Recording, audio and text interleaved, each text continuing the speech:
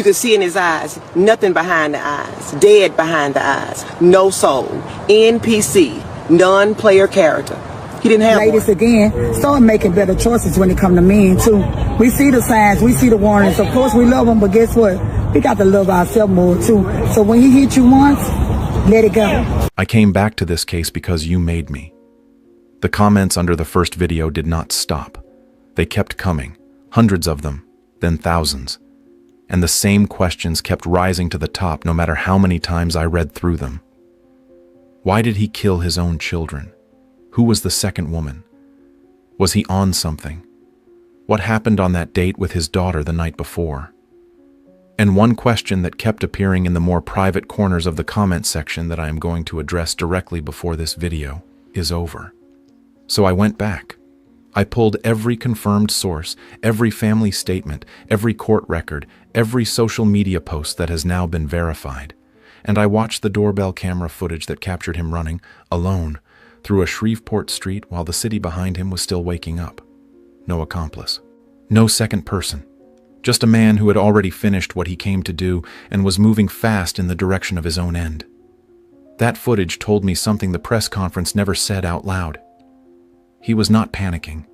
He was executing a plan that had already been completed, and now I am going to tell you everything I found. Shamar Dewan Elkins was born January 1st, 1995 in Shreveport, Louisiana. He never left. Cedar Grove was his neighborhood, his block, his entire world. But before we get to the man he became, we have to talk about the boy he was, because that part of this story has been almost completely buried under the weight of what he did.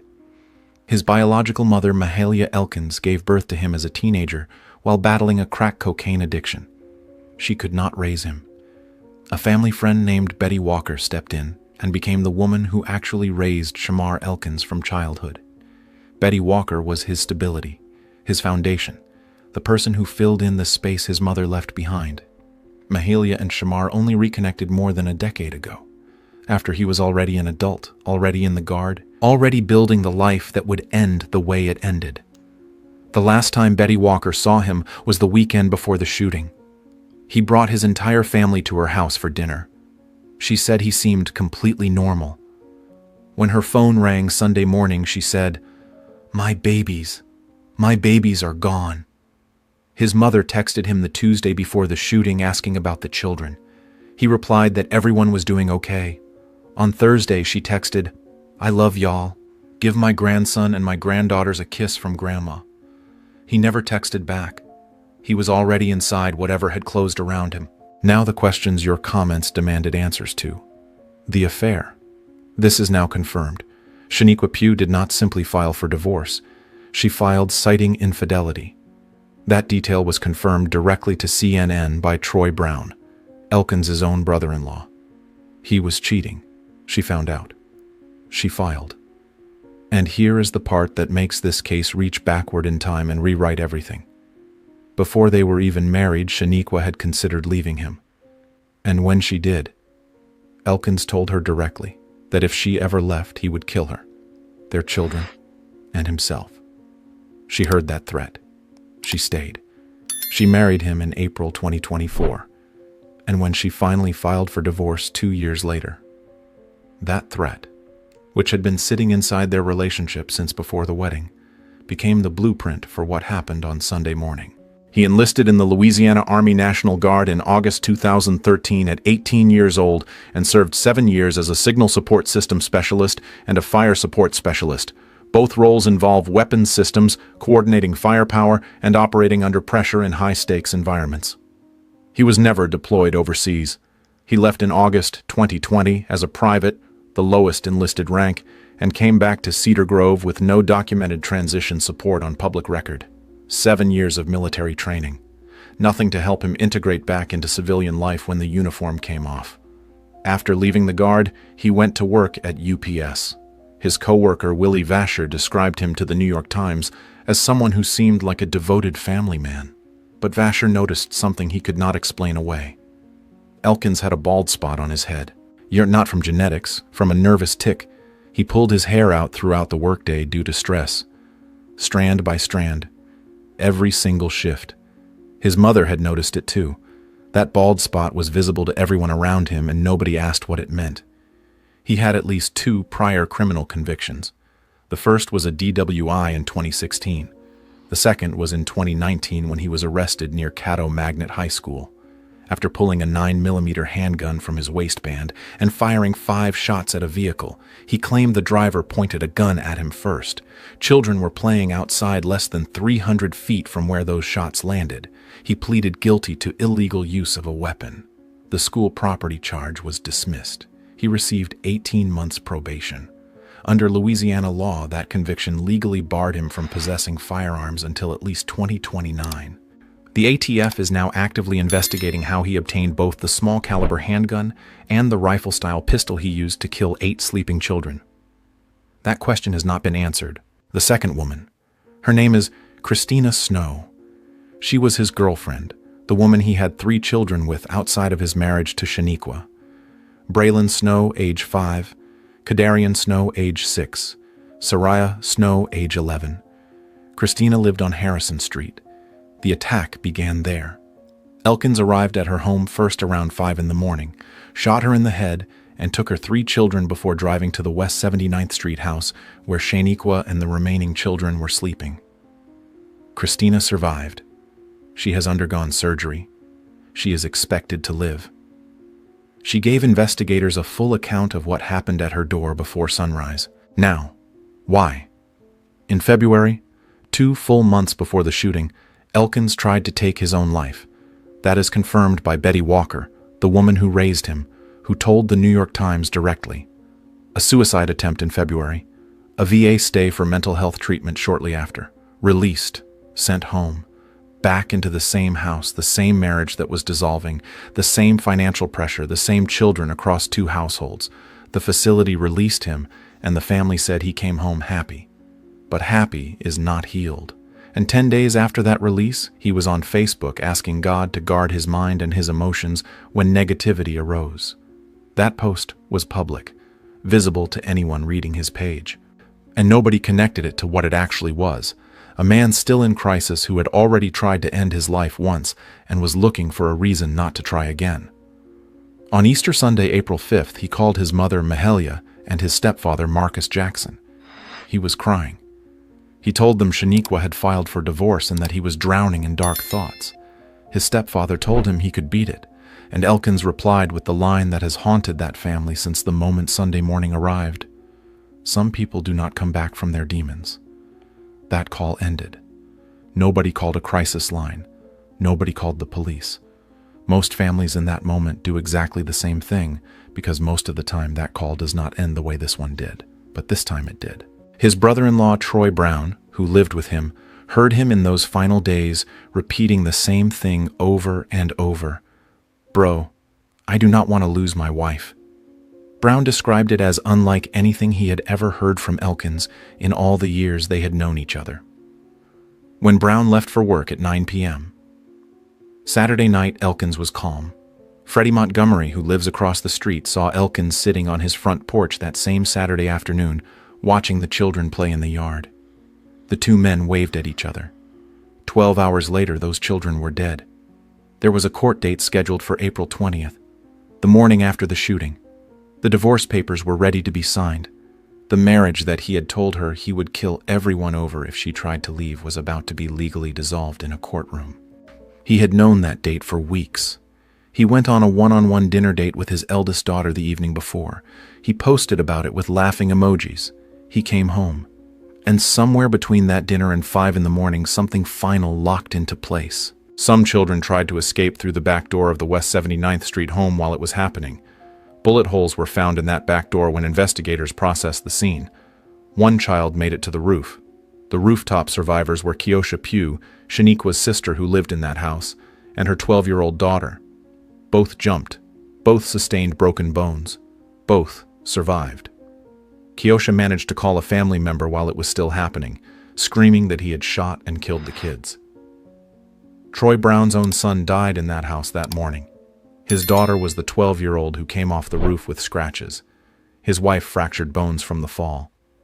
Brown said through tears, "I am never going to get to throw the football with him again." These were 8 babies, precious babies, babies that I helped raise daily, on a daily basis. Was he on medication or drugs? No toxicology report has been publicly released. What is confirmed is that his VA treatment involved a mental health protocol during his stay, but the specific medications or treatments have not been disclosed by any official source. What we know is that he had a documented suicide attempt in February, a VA inpatient stay, a release, 10 days of visible crisis on his own Facebook page, and a phone call to his family where he told them directly he did not know if he would survive his own demons. Whether any pharmaceutical factor contributed to what happened that morning is a question the full investigation has to answer publicly. Now, the question that kept surfacing in the private corners of the comment section. Several posts circulating on Facebook and TikTok, unconfirmed by any official source or named investigator, suggested that the infidelity Shaniqua cited in her divorce filing may have involved another man, that Elkins may have been living a private life that was hidden from everyone around him. This has not been confirmed. No family member on record has named it. No investigator has addressed it. What is confirmed is that the divorce was filed for infidelity. The nature of that infidelity has not been publicly specified. Whether there was a hidden dimension to his personal life that deepened the crisis around the divorce is something this investigation has not addressed openly. It may never be addressed. But this community asked it directly, and it deserved to be named for exactly what it is. An unconfirmed but widely circulating theory about a man who kept an entirely different face turned toward the world than the one that walked through those doors before sunrise on April 19th. The ATF investigation into how a man legally barred from owning firearms until 2029 obtained 2 weapons remains open. The Louisiana governor's Love One Louisiana Foundation covered all funeral costs for the 8 children. The Community Foundation of North Louisiana launched dedicated survivor funds. Hundreds gathered for a vigil, and 2 women remain in recovery while a community tries to find language for a grief that has no edges. Jayla, age 3, Shayla, age 5, Kayla, age 6, Layla, age 7, Marcaden, age 10, Braylon, age 5, Kadarian, age 6, Soraya, age 11, 8 children who tried to get out the back door and couldn't, 8 children whose father sat on the front porch the afternoon before and watched them play in the yard, 8 children whose grandmother texted their father 2 days before asking for a kiss to pass along, 8 children who deserved every single year that was taken from them before the sun came up on what should have been an ordinary Sunday morning in Shreveport, Louisiana. The system had this man on record twice. It had a February suicide attempt that was known to the people who raised him. It had a VA release back into an active crisis. It had a divorce filing for infidelity. It had a court date the next morning. It had a pre-marriage death threat that the woman he married had already survived once. Every single one of those things was a door the system could have walked through. None of them were enough. And 8 children paid for every door that stayed closed. About 5:55 a.m. on Sunday morning, Shreveport police received the first call regarding a disturbance at a residence in the 300 block of West 79th Street. The caller stated that they were on top of a house. The suspect was inside and that a male had been shot. 3 minutes later at 5:58, dispatch received an additional call indicating the suspect was a relative of the caller. A minute later, 5:59 a.m., dispatch was advised that approximately 9 individuals resided at the location. The caller further stated that the suspect, identified as Shamar Elkins, had shot everyone inside the home. At 6 o'clock a.m., 1 minute later, the caller advised that she and her children had fled from the roof and were now in the backyard. 6:01 a.m., officers arrived on the scene. 6:03, officers made contact with the caller at the residence.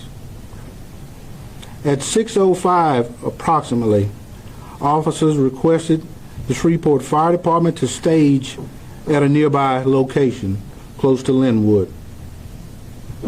6:07 a.m., a second call was received regarding a shooting in the 500 block of Harrison Street. The caller stated that her boyfriend had shot her, taken her 3 children, and fled the scene. 6:08 a.m., the victim identified the suspect as Shamar Elkins. At 6:10, dispatch linked the Harrison Street shooting with the shooting on West 79th Street and that they all were related. At 6:15, officers received information that the suspect had carjacked a red Kia Sportage at West 79th, closest to Linwood. At 6:17 a.m., our traffic units out on random patrol encountered or observed that particular vehicle traveling southbound on Interstate 49. The officers advised at 6:18 that they were crossing the Red River Bridge into Bossier City. At 6:20, officers received information that the children taken from the Harrison Street residence may be inside of the fleeing vehicle. 6:23 a.m., officers advised that they were exiting near Swan Lake area. 6:25 a.m. approximately, officers located the injured victims from the Harrison Street shooting. 6:29 a.m., officers made contact with the suspect through an exchange of gunfire. At 6:30 a.m., officers confirmed contact with the suspect in the 400 block of Brompton Lane. 6:40 a.m., officers advised that the suspect vehicle was empty and no children were located inside. 6:43 a.m., officers cleared the residence of West 79th Street where multiple deceased victims were located. 7:03 a.m., Shamar Elkins was pronounced deceased at the scene on Brompton Lane. 7:14 a.m., the Shreveport Police Department contacted the Louisiana State Police Investigative Division, and they began their deployment to the Bossier City address